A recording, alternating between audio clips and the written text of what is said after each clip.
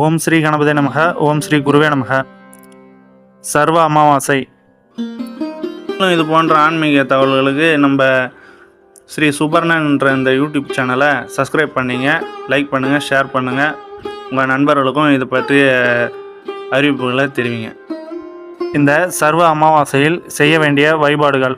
வரும் 8/4/2024 அன்றும் சர்வ அமாவாசை உள்ளது. அன்று காலையில் முதலில் முன்னோர்கள் வழிபாடு செய்ய வேண்டும். பின்பு மாலை வேளையில் அருகில் உள்ள சிவன் கோவிலுக்கு சென்று மோட்ச தீபங்கள் ஏற்றியும் சுவாமி தரிசனம் செய்தும் வழிபடுவதும் சிறந்த நல்ல பலன்களை தரும். அவரவர் குலதெய்வ கோவில்களில் அமாவாசையில் மாலை வேளைகளில் சுத்தமான பசுநெய்யில் தீபங்கள் ஏற்றி வழிபடுவதும், அமாவாசை அன்றும் குலதெய்வ சுவாமி தரிசனம் செய்தும் வழிபடுவதும் சிறப்பான நல்ல பலன்களை தரும்.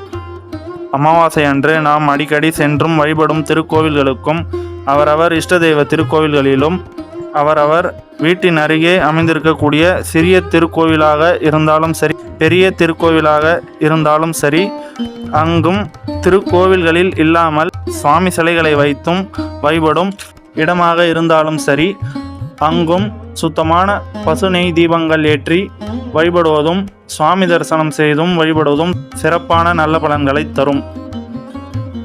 மேலும் இது போன்ற ஆன்மீக தகவல்களுக்கு நம்ம ஸ்ரீ சுபர்ணன்ற இந்த யூடியூப் சேனலை சப்ஸ்கிரைப் பண்ணிங்க, லைக் பண்ணுங்கள், ஷேர் பண்ணுங்கள். உங்கள் நண்பர்களுக்கும் இது பற்றிய அறிவிப்புகளை தெரிவிங்க. நன்றிகள், வணக்கம்.